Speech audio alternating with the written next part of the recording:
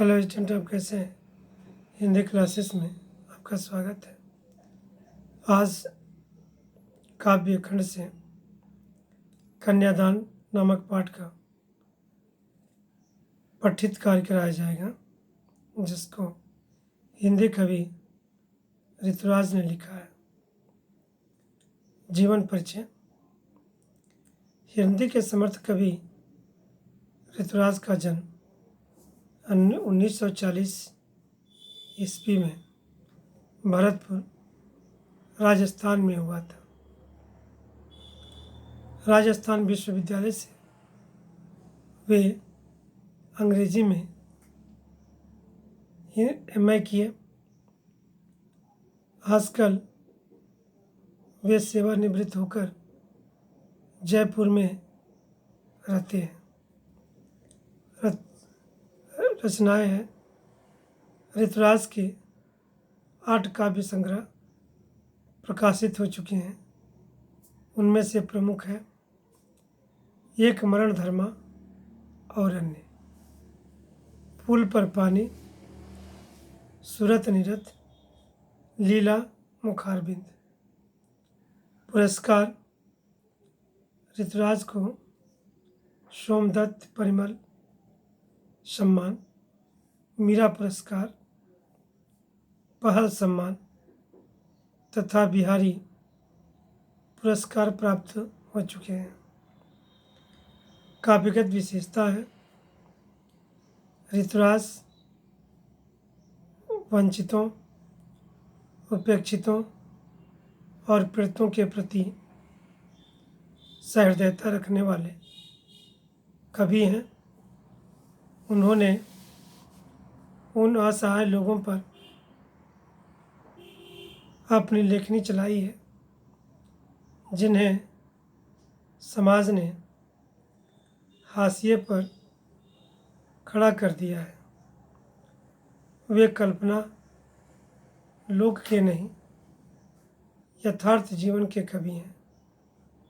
उन्होंने नारी जीवन की लाचारी और रोज़मर्रा के जीवन में होने वाली शोषणपरक घटनाओं को बड़ी बारीकी से देखा है।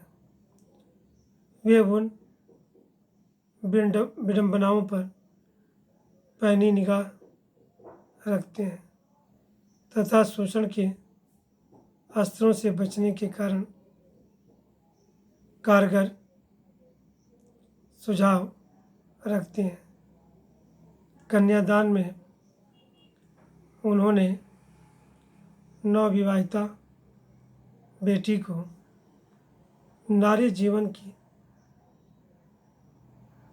त्रासदियों से बचने के लिए सचेत किया है। भाषा शैली। ऋतुराज लोक प्रचलित हिंदी की लोहे मनवाने वाले कवि हैं। उनके शब्द अत्यंत सरल होते हुए भी मर्म को भेदने की शक्ति रखते हैं। उनका भाषा प्रयोग सचेत और दूरगामी है। कन्यादान करते समय कन्या की माँ का दुख बहुत सच्चा और स्वाभाविक और वास्तविक था। आखिर उसकी कन्या उसकी अंतिम पूंजी थी। उसकी कन्या अभी पूरी तरह सयानी नहीं थी, अर्थात उसे संसार के कुछ सुखों का तो आभास था, किंतु आने वाले दुखों के विषय में बोध कम था।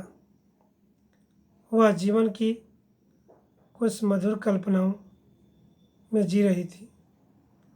माँ ने उसे विदा करते हुए समझाया कि वह जीवन के बाहरी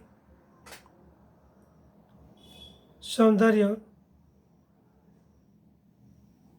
वस्त्राभूषण पर प्रसन्न न हो, ये सब भ्रम है।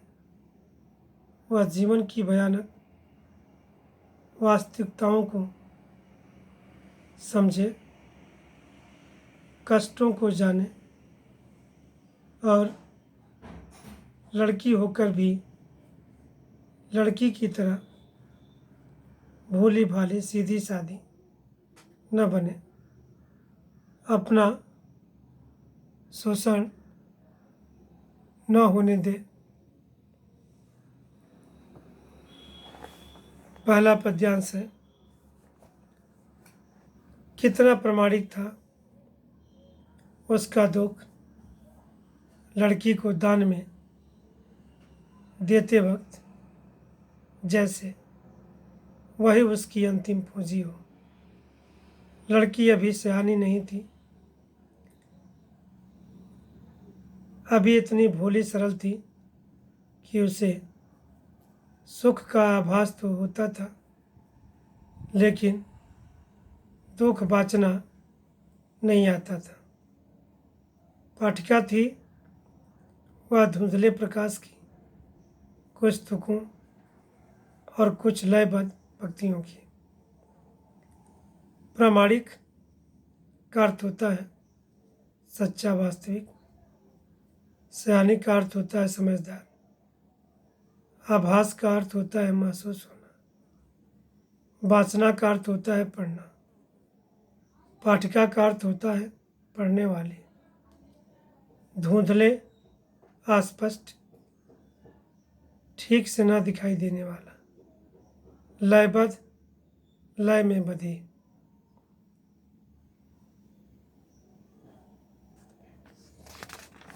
भावार्थ है,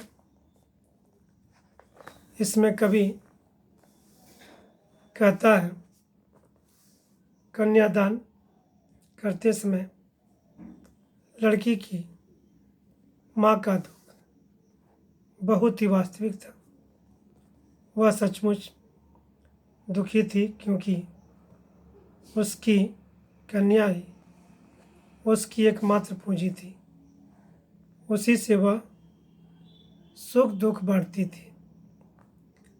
उसकी लड़की अभी भोली और सरल थी, उसे दुनिया के स्वार्थी व्यवहार की समझ नहीं थी। उसे ससुराल पक्ष की कठोर सच्चाइयों का और पुरुष प्रधान समाज के बंधनों का ज्ञान नहीं था। उसे विवाह के सुखों का कुछ कुछ एहसास तो था, किंतु वैवाहिक जीवन के झंझटों और दुखों का ज्ञान नहीं था। उसे सुख में छिपे दुखों की समझ नहीं थी। उसे तो बस वैवाहिक जीवन के एक अस्पष्ट से प्रकाश का एहसास था, अर्थात सुखों की एक अस्पष्ट सी कल्पना थी।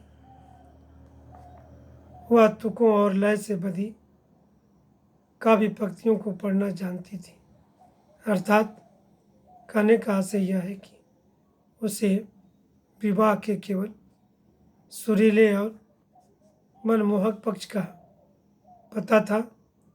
वह काल्पनिक सुखों में जीती थी।